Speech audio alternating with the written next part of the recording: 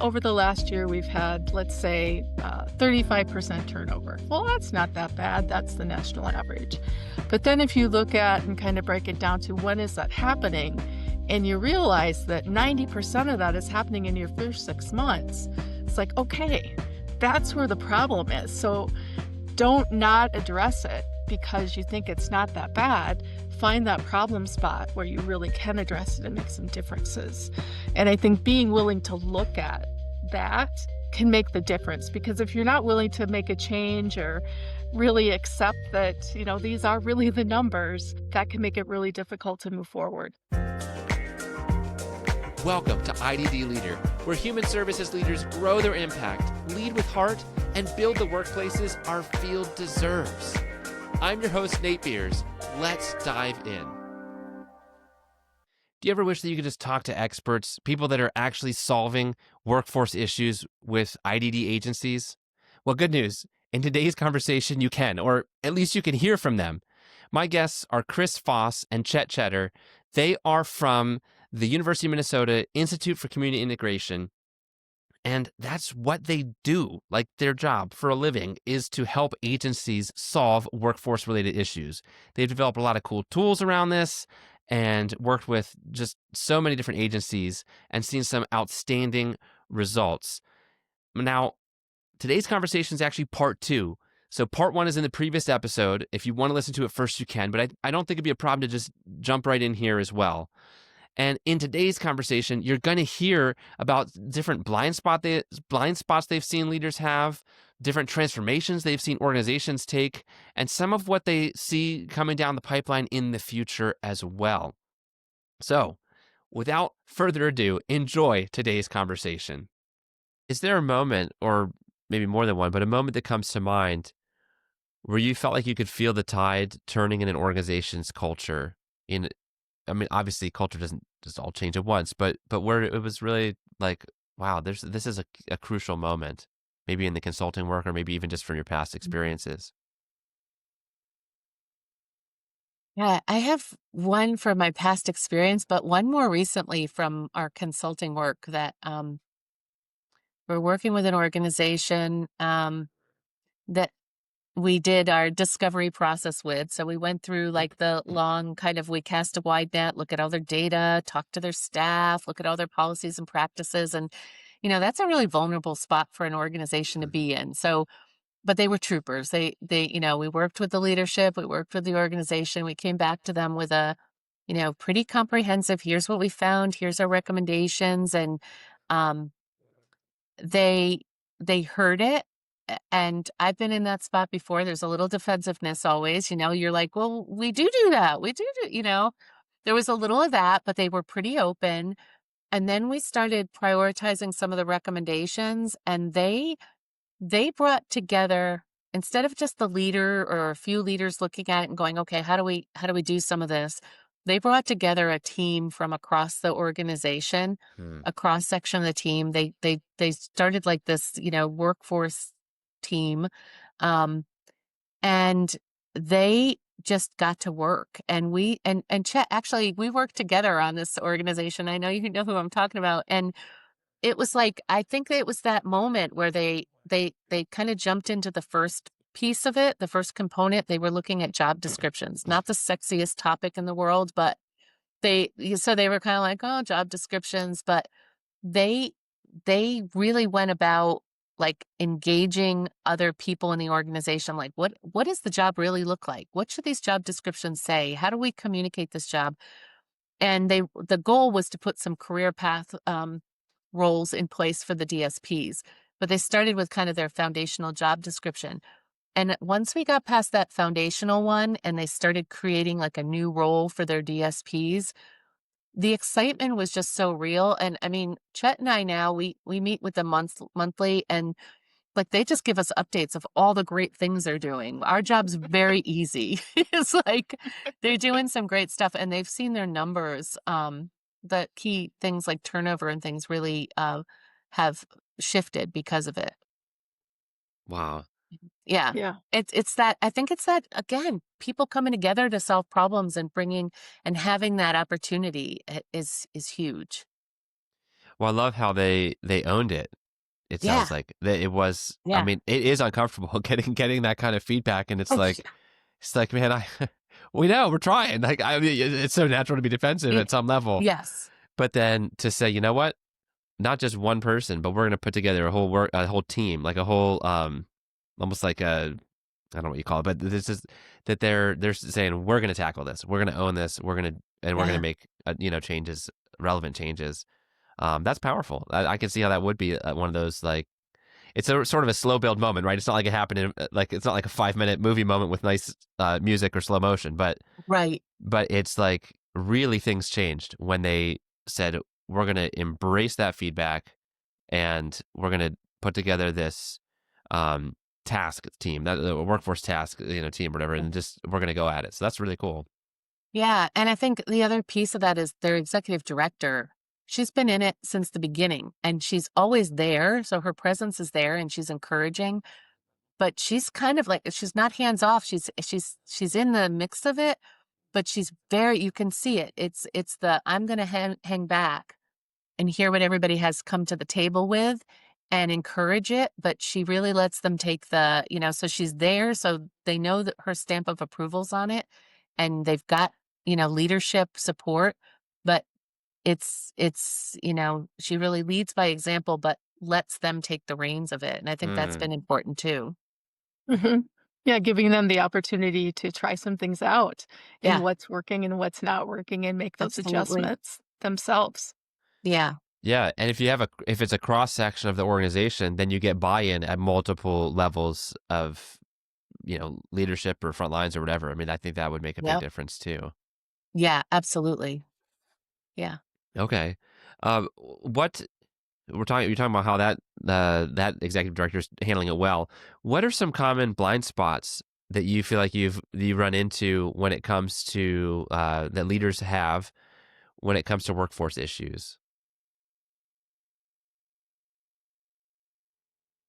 Well, I one I there's 2 I would say. One I think is and I think there is a little bit of a urban legend Hmm. that today's workforce doesn't wanna work. And I'm not sure that we always hear this from leadership, but we hear it from kind of middle managers especially, sometimes leadership, because maybe they've heard it too, but there's this kind of thing that people don't wanna work, and I really think that what we're experiencing now, we've been talking about this workforce crisis for so many years, but what we're experiencing now is truly that the workforce is shrinking. And so the demand, like if you look at BLS numbers and all of that, it's like we're only projected to increase in our workforce age 18 to 64, something like 13% Hmm. between 2020 and 2030 where the age groups like 65 and older and 85 older are like 75% and 110%. So that affects every single workforce. But for our workforce, it's kind of a double hit because it's we don't have that never ending line of applicants at the door and the demand for services is increasing that we're trying to meet. So I think I think there's just kind of this disconnect that people think it's more about today's generation not wanting to work. And I really Hmm. think it really is that we've got to turn our attention not to high volume recruiting, but keeping the people that have said yes to the job and are on board and are showing up every day. We've got to figure out a way to do better by them. Um, that's maybe one of the biggest ones. And then well, Chef, what do you see? Yeah, I think a blind spot in when they actually look at their data, it can be like, "Oh, um, interesting," is thinking, "Well, our turnover isn't that bad." And they might you think, do their math and they're like, yeah, over the last year, we've had, let's say, 35% turnover. Well, that's not that bad. That's the national average. But then if you look at and kind of break it down to when is that happening, and you realize that 90% of that is happening in your first 6 months, it's like, okay, that's where the problem is. So don't not address it because you think it's not that bad. Find that problem spot where you really can address it and make some differences. And I think being willing to look at that can make the difference, because if you're not willing to make a change or really accept that, these are really the numbers, that can make it really difficult to move forward. Hmm. Yeah. Yeah. And I like Um, how, as you're sharing that, just that when it gets broken down with the data, it can kind of go from a little bit more of this ambiguous out there problem to then like, oh, so you're saying if we can, whether it's changing the recruiting thing, like we're getting the wrong people in the door, or how we're onboarding them isn't working, but if we can actually address A or B there, we're going to probably see like a massive difference on the bottom line. yeah. Mhm. Yeah, that's what we're saying. Like I feel like that can be such a gift, but it can be hard because it can, I think for leaders for very good reasons, but it Yeah. just can feel like an overwhelming problem because turnover has to do with so many things. I mean, it has to do with individual situations and it has to do with like this macroeconomic climate and Yeah. everything in between. Yes. Mhm. It's a lot. Absolutely. Yeah. I think it's a lot. And I think we also recognize that um, just like DSPs are under a lot of stress, frontline supervisors, the the current leadership is dealing with a lot too. And there's always those things that are fires to put out and connections to be made. And so there's not always that time to dive deep into things like data and looking at that. I think it's like it becomes one of those like, oh yeah, we know it's kind of bad. We'll look at it. We need to really find some time to dive into that. And I think Chet's right. When you really start to look at it, it takes a little bit of the fear factor out of it too, because you can it's kind of like I think about that story of the person who has the box of bills under their desk and they keep throwing it in Mm, there and they're stressed out and they're really overwhelmed. But you got to take it out of the box and start looking at it and really seeing like, okay, what can I do about this one step at a time? hmm. Yeah, I like Yeah. that metaphor a lot. I think I think it works Not that because that's ever happened to me. right now, of course not, but no. And I was also thinking about how it's almost like getting going for an annual checkup and they're like, well, your cholesterol's a little high. It's like, oh, yeah, I should really deal with that. Oh, I should really deal with that. And then Right. sometimes it doesn't happen until like, oh, you're in the hospital and you had a heart attack and you're trying to now see if you can live normal again. Like it's like sometimes we wait. There's this tendency that it's not immediate enough. But Yeah. what's really cool with the work that you guys are doing is the turnarounds. Some of them, it sounds like, start happening pretty fast. Mhm. Like like once some of those spots are identified, the data is looked at, and people and providers start pulling together like that team you described for that one provider. It sounds like some of these changes, they're getting results pretty quick. It's not like you got to eat different for 2 years before your numbers drop. It sounds like Right. they're seeing it quick. Is that? Right. Well, yeah, especially if you can look at the data a little more discreetly. So, like, if you're only once a year looking at like your overall turnover, that might not feel like it moves very often, right? No matter what you're doing. And we've heard that, like, oh, we tried all these things, and the numbers are still about the same. But I think when you can kind of dig into the data a little more and look at, like we were saying, like maybe turnover by location or by supervisor or by program area, then you can make those quick wins because you can be very strategic about the strategies you put to it. And I think that's why organizations can see quick wins. If you're just kind of throwing everything up against the wall and to see what sticks, which is sometimes what we do just because, we're desperate and we're trying different things and we hear about something at a conference. But when we can understand like where is turnover happening, when is it happening, where are those vacancies occurring, we can put strategies that are specific and targeted to that. And that's where the quick wins I think are happening. Hmm. No, that's a great clarification. Yeah. Technology is starting to really, I mean, well, not starting. It's been showing up for a long time, but we're seeing enabling technology is not just a thing that cutting edge providers do. It's now moving into becoming the norm. Um, I recently heard about a provider that trained AI with their values to help create shift guides for DSPs, and it was involved even in their, I think, on their onboarding, if I remember correctly. I was curious from your guys' experience and what you're sort of seeing, what do you think tech is going to keep doing when it comes to solving workforce challenges? Yeah, I Yeah. don't think it can solve all the challenges, and it doesn't replace, DSPs, but in and it can help with situations. So an example are some providers in Western South Dakota who utilize remote support, and they work very diligently about for this person who wants to live in their own apartment, their own trailer, whatever it is. How can we make that happen? Um, and not have somebody there all the time. So with thinking and problem solving with the team about what that person needs and what their day looks like and when are times that they might need help or support, and what are those areas that they really can do on their own without people being on them, but they'd like to have somebody available that they can call, or speak to through a speaker in their apartment, and that could just make the world of difference to the person supported, because all of a sudden they're like, I get to be in my apartment by myself and I don't have to have everybody around. But if I'm worried about something, I know I can get a hold somebody really Mhm. quickly. Or I've got that device on my stove that's going to tell me if I forgot to turn it off. Hmm. And that's just, that's part of feeling secure about where you're living. So I think there's some really positive things that can happen.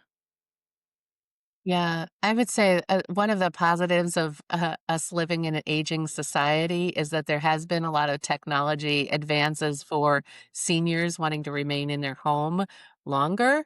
And so that aging in place kind of model has meant a lot of smart home technology, and it has kind of spilled over beyond the senior group to like all of us, right? The digital lock system, being able to turn our phones on and off. I mean, our lights on and off, or locks from our phones. I think that, as Chet described, has a lot of application in our field to keep people more independent and staying in their homes longer, especially with a workforce shortage, and we can meet the needs of people. Um, I think what you described, and I think that you may have mentioned to me that there's a presentation at an upcoming conference where I'm presenting at Yeah. CQL, so I might be able to take a look at that. I'm really Yeah. excited to see the shift guides in action. I think tools like that, on the job tools, um, is a way that technology can make a huge difference. I mean, we're all walking around with computers in our hand, and so being able to get information quickly, get some SOPs or guides, right from our phone, I think is really important. And then I think about organizations. I mostly come from a um, admin side of the house where we're looking to be more efficient and get out of, we used to say we're trying to get out of the paperwork and more into the people work. Hmm. And so as I think from a cost perspective for organizations, just that we can't keep layering admin staff on top of admin staff. There's just not the funds for it. And the fact that technology can allow people to be more empowered to do their own transactions. I think technology has been playing a huge part in like human resource information systems, um, people being able to get information about their payroll or things at their fingertips. Thing that's just, scheduling systems to make things more efficient so that instead of a frontline supervisor spending hours on the phone calling and dialing to fill a shift, there's scheduling systems. I think there's a lot of tools like that that will help, that are starting to help, organizations are starting to embrace and invest in to keep them focused on the people they're supporting, and out of, just mounds and mounds of paperwork and processes. And so I think that's going to continue. And I think just scratched the surface on AI. So I'm really excited to see what they're doing. And I think that my brain can't even go there yet, all the things we could do.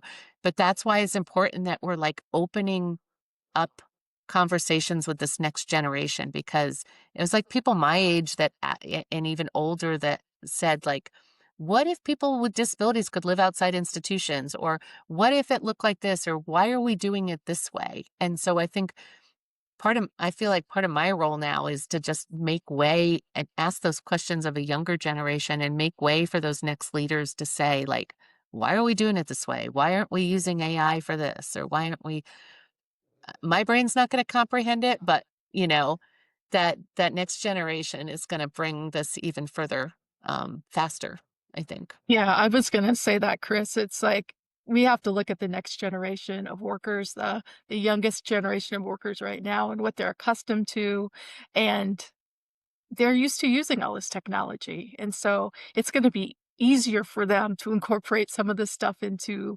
their work. And that's really a blessing. We just have to get out of the way, I Yep. think Get is out of the part way, of it. Chris. We gotta get out of the way.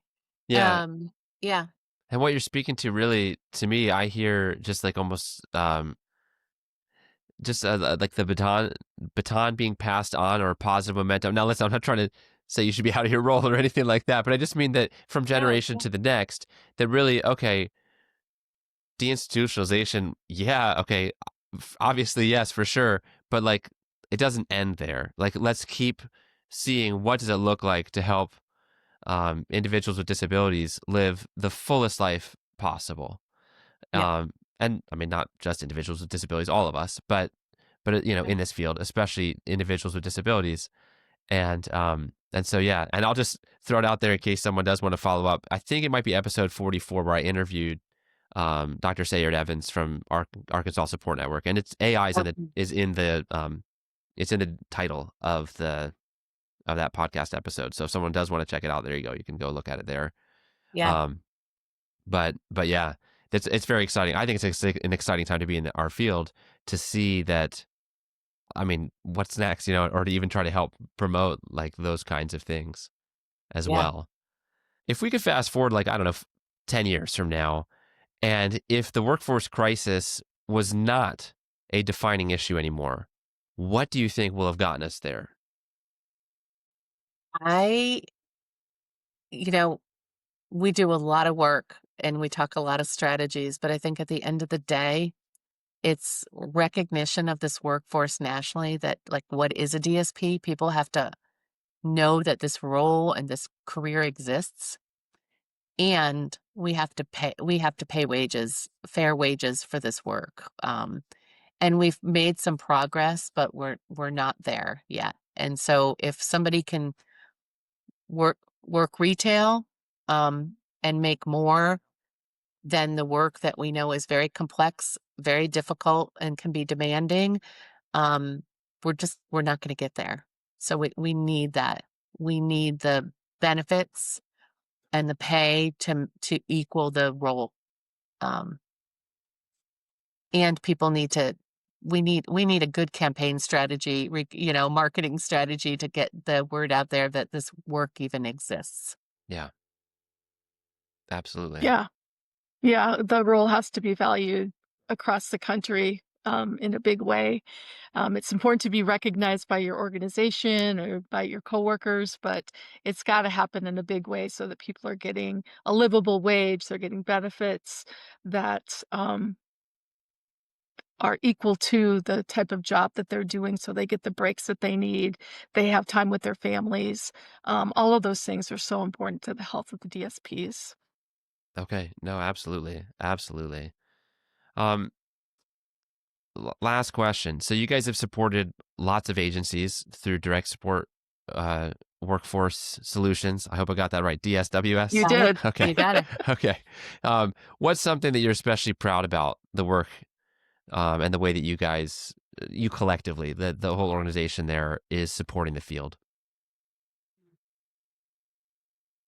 Yeah, I'm really proud about the work we do that really makes a difference to the people supported, but also to the DSPs, and frontline supervisors and their human development. Um, Everybody wants to be able to grow and be successful and have a good life, and that's really important that everybody has a chance to do that. So when we see some of these strategies taking off, the one that Kris talked about, where an organization started to implement these different things and people got new activity or new opportunities to grow in their job. That's really exciting because you know then that things are things are good, and people are having opportunities that they didn't have before. Hmm. Absolutely. Um, I mean, there's so many spots along the way that I'm really proud of in the work that we do and with different organizations. Um, I'm really proud of our team. I think that we have a team that comes from different backgrounds and perspectives and different age ranges, and all share a passion for this work and a commitment, like a lot of long hours, a lot of time away from family, but really committed. So really proud of the team. And I think, it feels like it's work that contributes to a bigger picture for society, that everyone should be included in their communities. And so, um, I know I'm not giving you an example of like one particular thing I'm No, that's proud all right. of, but I think just the fact that like I get to work with a team of people that are committed to bringing evidence-based, research-based practices that result in, I mean, social change, social justice. That's what we're all shooting for. And I think, um, that's been a particularly challenging, over the last year, especially. And I think, so I'm really proud of how my team has responded, how people keep doing the work and showing up, with all of that passion. Hmm. That's wonderful. I mean, being proud of your team, there's nothing wrong with that whatsoever. I think that's absolutely wonderful. And Yeah. I paid her to say that, so good. Well, it Sure. worked. It worked. It worked. Um, yeah, and I think that that's just like we want it to be a good job for DSPs and for Yeah. frontline supervisors in your capacity as an organization that's helping the workforce. You want that to be a good experience for your team as well, and that they're Yeah. able to bring their whole selves to that, and then see those just awesome transformations when they happen with Yeah. organizations that can embrace the evidence-based best practices and see those stuck spots get no longer stuck. I mean, that's really powerful stuff. Yeah. Um, Yeah. so if someone wants to learn more about the work that you do, direct support workforce solutions, I'll put the website in the show notes. Is there anything else that they should like that you want to highlight right now? Like, oh, when you go there, check this out, or Yeah. anything else that would Oh, be we have, so the director of the Institute for Community Integration, Dr. Amy Hewitt, she's been doing this work for a long time. She's kind of uh, was a longtime mentor of mine before I even started working here. Um, she and another colleague of ours, Susan O'Neill, are editors on a new book that AAIDD has published. I hmm. actually have it here if I can Oh, do a nice. little Yeah, do a shameless plug. uh, I'm all about shameless plugs, so share let's do it. direct support. Coincidentally, the same name as our organization, Direct Support Workforce Solutions, but this is a compilation with authors from the IDD field, leaders in the IDD field across the country, partners, collaborators that we worked with over years, um, talking about different practices and strategies. There are DSP profiles in every chapter highlighting, and there's organizations doing some really incredible work highlighted in each chapter. So we can get that linked to you Yeah, too. It's absolutely. just through AIDD, which is a great organization, and kind of a professional development organization nationally. But we're really proud of it. It's just a compilation of a lot of years of work and strategies and outcomes, and it really highlights what's going on all across the country. A lot of people doing this work every day and doing a great job at it. That's fantastic. And is it written? Um, I mean, this would be valuable either way. So there's not like a right Yeah. answer here. Is it written more for providers looking at implementation? Is it more highlighting research studies that have been done, or what's kind of like what's the angle that it's? I mean, Yeah, I feel like it's a good practical guide. It okay, references research studies, but is more geared to be practical and highlighting some actual activities and outcomes that people have achieved and the work they've done. So I think it could be really useful for provider organizations. I think it could be useful for even people studying this field that are Sure. hoping to get into it. But yeah, it's definitely less academic, relies on that research, but is practical guide. Okay, great. Well, that Yeah. the unofficial subtext that I'm adding to the book is 100+ ways to make your organization better. Yes, love it. We should have So, that as a so, tagline.